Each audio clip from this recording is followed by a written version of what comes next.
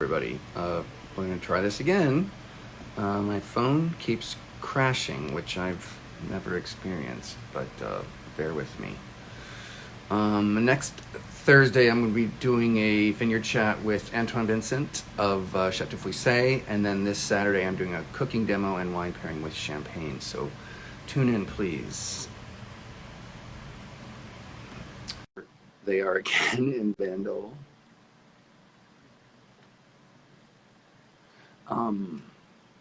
That's very strange. I don't know. My phone's freaking out, but Jeff.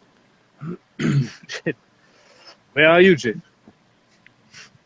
It's in New York. Gregory is. There we are. I don't know what's happening. I don't know what's happening. Is that New York, which is wrong, or what? It definitely is New York, or it's my phone. I rebooted my phone, so let's cross your fingers. Okay. Would you mind starting over one more time? And if this happens, one more again, time. Sorry. Sorry, because you already know the story. So I love hearing it, Gregory. It's plenty. It's fine to hear it again. So Gregory Hecht, co-founder, co-owner of a winery in the south of France called Hecht and Bannier. Winery that we started from scratch. My partner François Bannier and I, both friends, long-time friends. We ended our studies together in Burgundy, in Dijon, about 25 years ago, learning wines there. And then we've always wanted to make wines in the south of France, thinking about buying a domain, about buying specific plots across Roussillon and Languedoc. And finally, we decided to make what wasn't really at that time in the region a very boutique, a very small négociant éleveur maison, really modeled on what happens in Burgundy, where it's been happening for about 200 years, where the négociants from Beaune and Nuit Saint-Georges were buying the juices from the best vine growers across Côte de Nuit and Côte d'Or. Mm-hmm. And after that, modeled on what happened in the Rhône Valley most recently, and then after, obviously, in Champagne. So the idea was really for us to be able to partner with a lot of vine growers, the top vine growers across the region, to be able to choose and to pick really what was the best for us and to build our blends across the different appellations from the best terroir in Roussillon and Languedoc. So today we work with approximately about 100 domains and cave cooperatives that we really partner with year after year. And I'm not sure, can you hear me? Yeah, good? I hear you great. Yeah, okay, I can hear, because I was thinking you couldn't hear me. So, no, all these domains, they are very long-term partnership. Okay. It means that the Minervois that you're tasting, vintage 2005, it comes like 80%. It comes from the same vineyards as the Minervois vintage 16. Okay. So it's really long-term contracts with our friends and fellow vine growers. Then today the winery is across, as I said, the three vineyards, so Roussillon, Languedoc, and Provence. We are based out of Aix-en-Provence, so it's close to here, as we are in Bandol, which is in the heart of Provence. It's about 45 minutes drive from here. Okay, so you are based in Aix-en-Provence. Yeah, I mean, the offices are in Aix-en-Provence, and we have two locations where we make the wines. One is near between Aix-en-Provence and here, mm-hmm. and for the Provence wine, near Narbonne, where we gather all the wines from Languedoc and Roussillon. Okay. So we really have these two places. So we have. Go ahead. Sorry. No, we have two ways of doing things. In fact, either we bring the juice, or we bring the juice to our facility to blend them and to age them, either in vat or in barrels, depending. Either with some of the top vine growers we work with, we age the wine in their cellar, and then when we feel the wines are ready, we bring them to a facility to blend them with all our the small pieces of the puzzle, I would say. And so it really depends, you know, it depends where we feel the aging is fine and we can do the aging properly, or we better bring the wine in our facility and we prefer to manage the aging. It's really different options. So how do you and Francois split the work? What does each of you do? As you can see, he's not here, so he's having la fiesta. No, in fact, we've been making the wines together for 20 years, really visiting the domains together, making the blends together, and it's really, really important for us to be, you know, discussing the blend and the selection. We're not always, you know, we're not always on the same page, but we usually, you know, we have the same taste at the end of the day, and we know what the direction we want to have. We now have also a winemaker, Henri, who's joined the company 3 years ago and who's really in charge of all the organization of the production. So technically today we make the blends, all the three of us, and focus on this. So just for Francois and I, we just pledged the markets for the distribution, I would say. Right. So this is why I have the advantage to have dinner at the Waverly Inn, and Francois does not. But he's lucky to go to Japan and to eat in Japan. So that's and sometimes we travel together. So okay. That's the way you. This is my silly little question, though. It's a long drive to Roussillon. How often do you visit the vineyards in Roussillon, and how far of a drive is it? From Aix-en-Provence, it's about 2 hours 45, 3 hours, depending on. I mean, no, I don't. But remember, France is such a small country, you know, and distances are so short, and no, it's not that far. It's not that far, and we visit Roussillon like maybe you know, every 3 months, every 2 months. As far as Francois and I are concerned, our winemaker is there every week, nearly every week. You know, it's a hard driver. Yeah. Would you mind showing us around where you are? I'm not sure who's holding the camera, but just kind of show the. Absolutely. I'm gonna maybe take this and let you know. So we are here. In Bandol. So can you see at the background you have the sea? You can see the Mediterranean Sea, and the small island is called les Îles des Ambiers. Okay. And then you have I don't know what you see. Yeah, you see the vineyard here. So here are some vineyard planted, the Mourvèdre here, the old Mourvèdre. Then opposite, I don't know if you can see in the forefront, all these stone walls. Can you see what we call les restants? Okay. So these are planted, you know, in kind of terrace like that. Okay. And I really wanted to take you here because I think it's a good sum up, I would say, or a good explanation of the vineyards in the south of France. Okay. Because the idea is that you have a kind of amphitheater here with some vineyards on the foothills coming down to the sea. So you can perceive here and you can understand here the influence of the different parameters of the vineyards in the south of France. You have obviously the influence of the sea. You have the influence of the mountain, because you can guess here you have mountain, and behind that you have some other mountains where obviously altitude is very important in the south of France.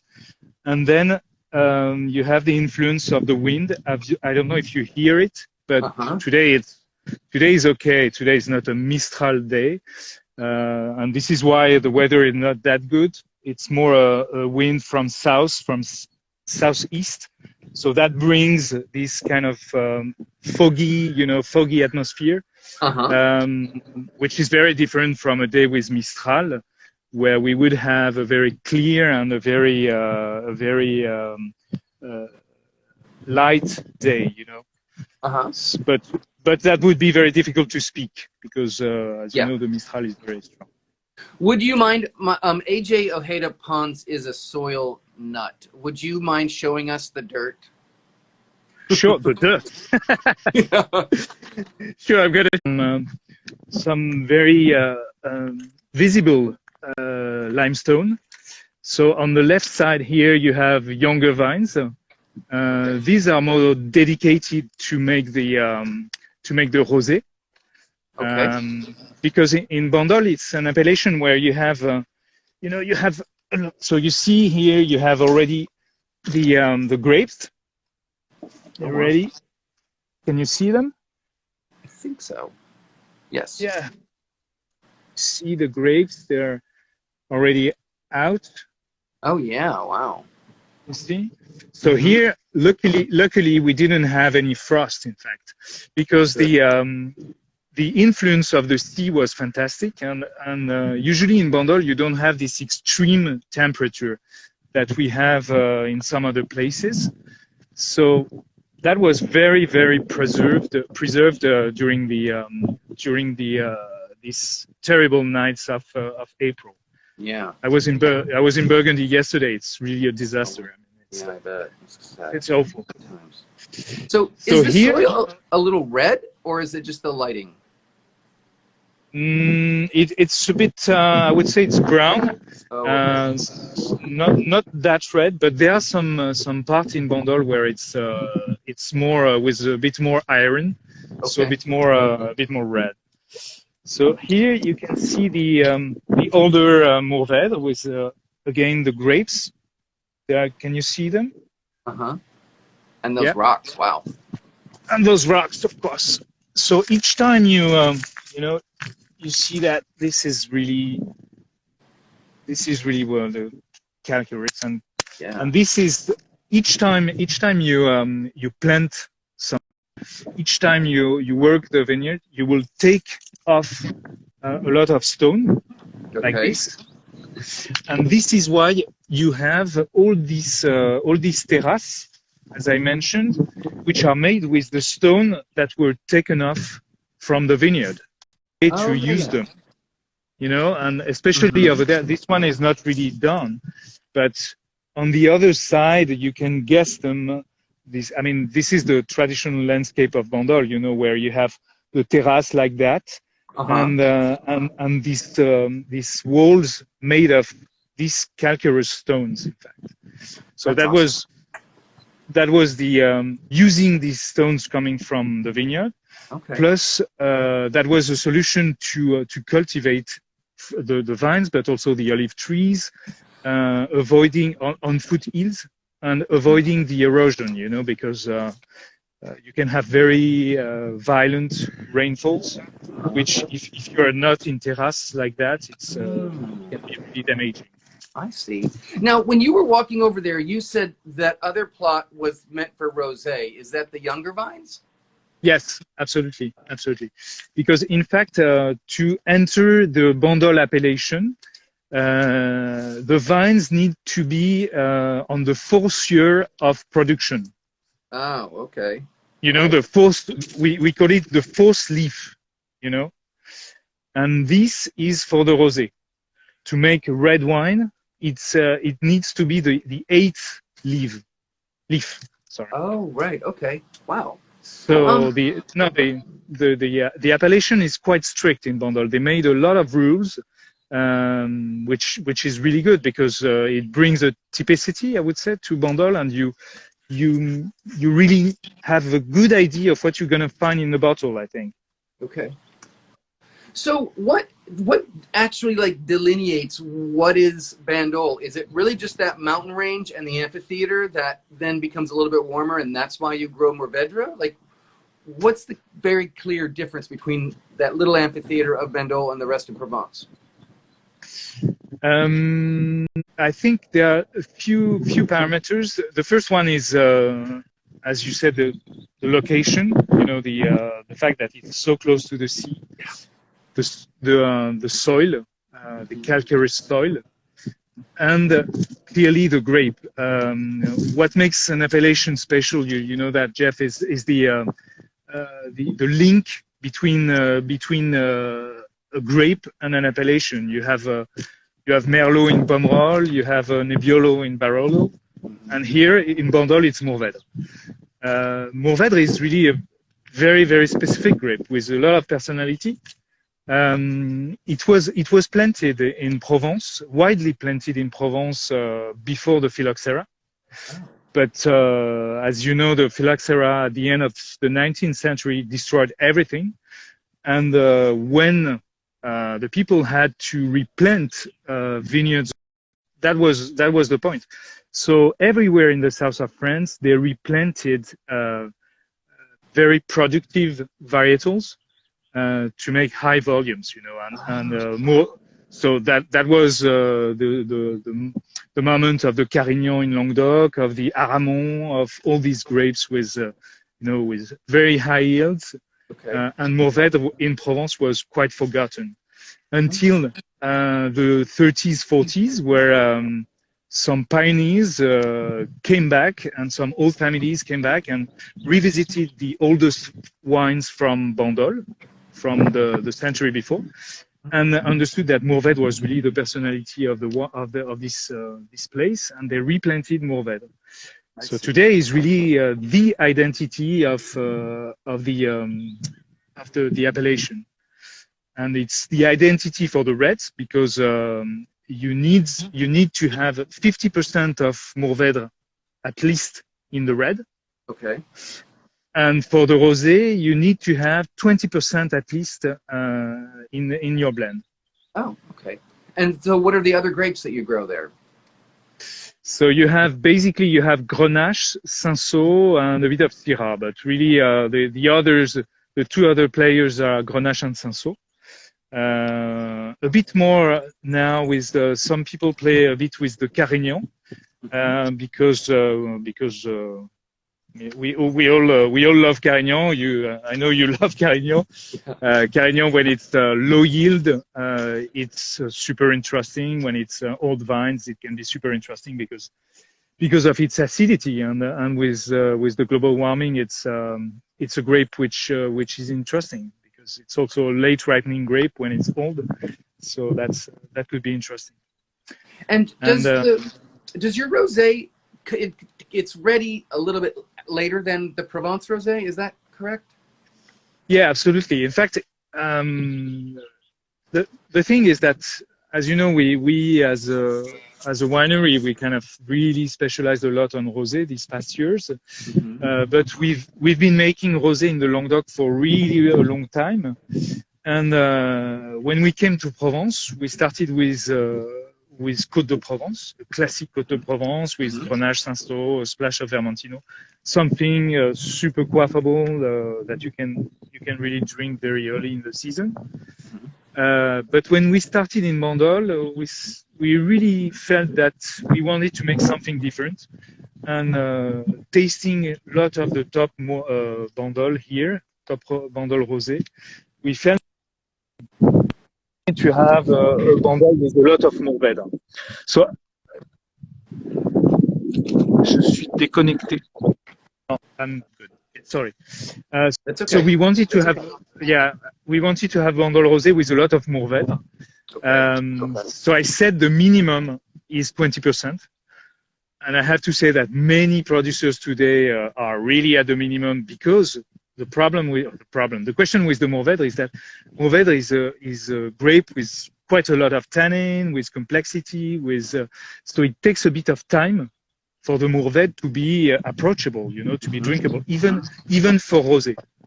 So obviously with the hurry up calendar of the rosé, it's not really fantastic, you know. Really focused on rosé with 20% of Mourvèdre and Grenache and Cinsault. So basically, a lot of Mourvèdre you find, a lot of Bandol you find on the market today are more like Côte de Provence than like Bandol, you know. So as far as we are concerned, we bottle a Bandol rosé with more than 50% of Mourvèdre, which clearly deserves a lot of time to be released. So we made the choice, which is not easy, we made the choice to release it nearly at the end of the season, I would say, and to release it after the summer, which is tricky because actually at the moment for myself I drink the 18 vintage, Right. and I love it. I love it. Yeah, but really drinking the 20 today is way too early for me. Well, I kind of like that it comes out in the late summer fall because it's that's kind of when I always have your wine. That's the rosé to drink in the fall and through the year. I think much more so. I'm glad to know the reason about that though. And do you make any white wines in Bandol? We do not, but some make some. It's a very, very small part of the appellation.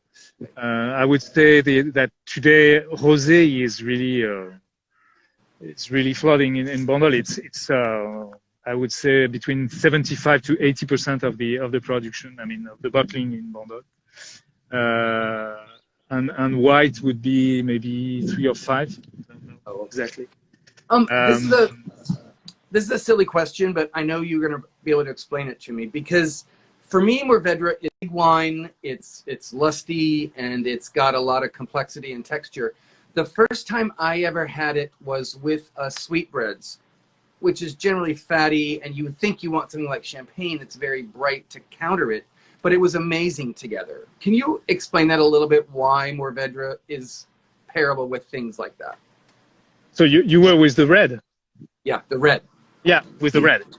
Yeah, I noticed this kind of stuff, and I was, when we started here about 10 years ago in Provence, we were coming from 10 years working in Languedoc and Roussillon, and when we came here, we noticed this freshness, this salinity that you have in the Bandol.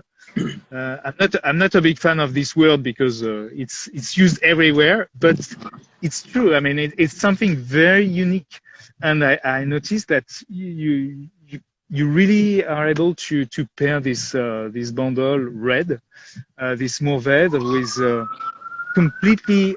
I know you live near an hospital, don't you? Yeah, exactly. You heard Pascal. He's like, the police are there. Pascal Jolivet. Like, look out for the police. I'm sorry. You're in danger, Jeff. Exactly. So yeah, I think the character of Mourvedre Rouge, of Bandol Rouge, is very unique, and it has this ability to pair with even with fish if it's properly cooked with something a bit spiced, and it has this. In the same time, you have this complexity, these tannins, very long, very deep, but you have this super fresh, super clean palate, not over the top, not over the limits, etc. I mean, this is the ones I love, and this is the type of Bandol that we try to make. But I was drinking the wine we made in 2010 this week. The beginning of the week, I had a bottle of 10. Wow, I was super proud. I mean, that was really good. And we had this kind of super balance, super fresh. It's really a fascinating wine. But right now we're rosé season, so drink the rosé. But I had to ask that question. Those wines are special. Would you? I won't keep it too much longer. But would you go down the different appellations that you make wine and just from a very beginner wine level, kind of explain what Roussillon is, what Minervois is, what? I mean, we talked about Provence and Bandol, but would you mind? But basically, tell people all the different wines that you make. Sure. So we, if we start, see if you remember everything. Yeah. If we start from here, I would put you in sort of map. You have Spain here, you have Spain here, the Mediterranean Sea would be here, and all the vineyards from south of France are a kind of croissant bordering the Mediterranean Sea. Can you see that? Yep, I can. Yeah. So in that croissant, I would say that at the moment we are here. We are in Provence, and we are in Bandol, really bordering the Mediterranean Sea. So Roussillon is really on the opposite side, is close to Spain, and Roussillon is also called French Catalonia. So it's the other part of Catalonia, on the other part of the Pyrenees. Roussillon is basically is the land of Grenache. It's really the place where Grenache has been planted forever.